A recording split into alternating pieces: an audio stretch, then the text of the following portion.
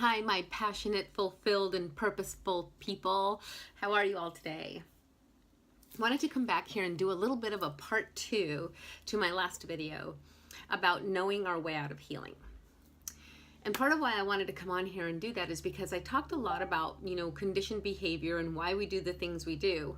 But I wanted to get back to the question about healing.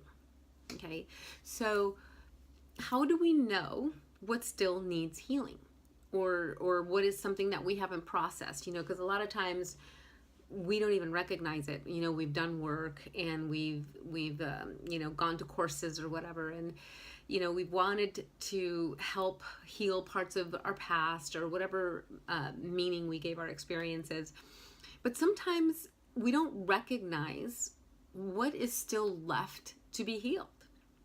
I'll give you an example. I've done a lot of work and a lot of healing, and throughout the years, I had reached a certain level where I felt really good about what I had healed in regards to my past, my childhood, my father, my ex and whatnot. And it wasn't until I attended a ceremony with a group of people where I felt this young girl. She was a beautiful young girl, just a beautiful energy about her. And she came and she put her hand on my back and was just being very loving. And in that moment, I felt a surge of energy in my body. And I felt all this emotion. And I didn't know what it was. I was really confused by it because I didn't understand. First of all, when she approached me, it was in a very loving way. And part of my own conditioning is that the minute someone gives me love, I immediately feel the need to return love, and I want to give it right back. And so in that moment, one of the things that I've been practicing was the art of receiving. Okay, and that's tough for me because I'm used to the minute I get, I immediately want to give back, and I don't even allow myself to receive what that beautiful person is offering for me. And so I've been learning to allow myself to receive. So in that moment that she did that, I stopped myself and I said, Jessie, just allow and receive. And so I did. And in that moment that I allowed that is when I felt that surge of emotion and that surge of energy. And I was so confused by it. And I felt like tears welling up in my eyes, and she could see that. And so in that moment, she reached over and hugged me, like she put her entire arms around my back and just held me. And oh my God, I felt all this energy come up, like from my back, because she had her hands around my back. And I just started sobbing. I was like, oh my goodness, I was like, what in the world? And so as I was feeling those emotions, I felt an overwhelming feeling of fear. And what came to my mind in that moment was believing or feeling that nobody ever had my back. And when she touched me back there, it just sent that wave of energy. Now, again, I've done a lot of healing in my life. I had no idea, nor could I recognize what was happening in that moment. It just brought it up. And all of a sudden I realized, oh my goodness, like there's energy housed in our bodies that we don't even know about. Energies from the past, energies from other people, karmic energies, if you believe in that. So how do we recognize what still needs to be healed within us? So let's just say that you understand, like for me, again, I use myself as an example to give you a reference. So for my experience, my go-to behavior was guilt and shame.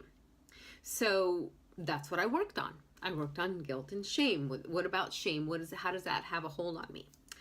And so done a lot of work on it, did all that. And so of course there's fear and there's all those other things, but those were my main two components of what I needed to grow past. And so I did a lot of work on that. And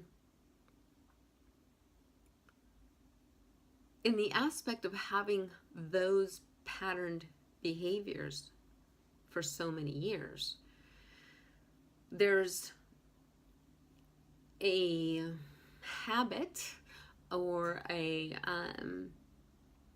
conditioned pattern of always going back to that place. And so part of the healing process is really peeling back the layers of what that means. And ultimately, again, if you're here and you've done personal development, you know that their two biggest fears are we're not enough and we won't be loved, right? And at the core essence of all of it, that's what it is. But how do we spotlight, what I call spotlighting, the truth or the core or heart of the matter, so that we can specifically heal around that area? So for me, when that came up, no one ever has my back, it made perfect sense. Because in my experience, you know, my father, who's supposed to be my protector as a little girl, was dangerous. My mother, when I went to speak with her about this when I was 16, ignored my words. Or my dad convinced her that I was saying something different. And so as a child, I didn't feel that sense of safety with her either. And then the one safety that I did have, which was my brother, who I was very, very close to. We were only 15 months apart, who used to hold my hand at night when I was scared. You know, he was the one that I would go to, and I truly lived in his shadows. He was murdered when I was 28, and he was 29. And so, like, really, really having no one to turn to. And even as we were kids, he was my go-to as far as, like, the safety on the outward that I knew about. But inside of me, you know, the essence of my home was he was in his room listening to sad music. My mom was in the kitchen with soap operas. And my dad was on the easy chair in the living room with me on his lap. And you can fill in the blanks. So that's kind of the separation that was going on in our household. And so there was never any safety. So again, I didn't think in all my process and working on shame and guilt, I didn't think about the decision I had made as a child that nobody ever had my back. So all this to say, how do we find that truth within ourselves? And I think part of it is spotlighting each and every behavior that we have. So if something triggers us, how do we capture those triggers and spotlight them? You know, I say spotlight because I have this little light here that spotlights and shine light on it. So part of it is that we hear negative chatter go on and we're immediately like, nope, I'm not allowing that to enter, and I'm putting it over here and I'm going to do positive thinking. And again, all great. However, what if we are in the awareness of those thoughts, that rather than push them away, we bring them to light, right? We bring them to light, to look at them, observe them. What in this situation is making Jessie fearful? What is making her anxious? What is making her frustrated? And examine it and get to the root, get to the heart of it. Oh, well, this is causing her fear because she hasn't done that before. Okay, so when in the past has she done something that she's been afraid of? Oh, well, I tried to push my father away, and what happened is other people suffered. That didn't work. That created negativity. That hurt people. So I can't do that. I can't do something I'm not familiar with, because when I do that, people get hurt. Holy moly. That's what I anchored in my mind. That's what I now created as truth, not just from that moment, but for my entire experience. If I do something that is unfamiliar to me in my own self-defense to take care of me, what that means to me is others will suffer. Holy cow. No wonder I would let fear take control. I would let fear be my driver, because it would literally stop me from accessing any power within me, accessing any courage, because there was no way, because it wasn't about me being fearful of getting hurt. It was about me being fearful of being the cause of other people's pain. How crazy is that? But I wouldn't have known that had I not taken what triggered me and spotlighted it. Took a look at it, shined light on it. And if you look at it in the aspect of light and dark, this is a dark energy, right? Fear, anxiety. And so what happens when we shine light in the dark, right? We illuminate. And so taking that metaphor, when we are triggered, when something shows up that jolts us out of our joy, rather than shoving it aside or ignoring it or stuffing it down, what if we spotlight it? Create the separation of the feeling of anxiety, fear, frustration, whatever that is, and observe it. Last time in the video, we talked about spirit, right? That little voice that whispers and knows that you're amazing and knows that you're just unstoppable and courageous and all those beautiful things. When we shine light and when we create that separation, now we step into our spiritual self and we look at the Jessie having this experience. So, Jessie is feeling fear. Jessie is feeling anxiety. Okay, my spirit, who is my inner knowing, who knows my truth, can now be the observer of Jessie's behavior. Why is she afraid? What scared her? What triggered her? So now I'm not like embracing my fear. I'm not making it a part of me. I'm actually separating it and saying, what is that about? And when I'm able to spotlight it and examine it, I now unveil what's really true for me and what needs healing. And so when I recognize that when something shows up for me to either defend myself or to stand up for myself or to do something differently, what triggers in me is, others are going to get hurt. Now I realize that I created that story back then when I was a kid. And that is no longer my truth. To take care of me is absolutely what I need to do. Not put myself in a space of being victimized or being hurt because I live with this unconscious behavior of not taking action because for fear that it would hurt others. Now that I recognize it's a story I created, I can toss it, I can heal it, I can nurture that area and go, oh no, Jessie, standing up for yourself and protecting yourself, your heart is absolutely what you need to do.